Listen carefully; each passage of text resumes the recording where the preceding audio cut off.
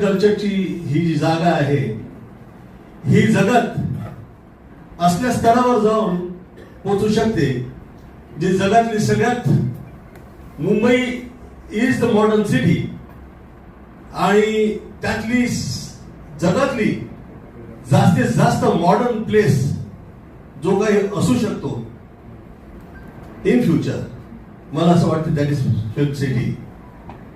ती मॉडर्न तर आहेच.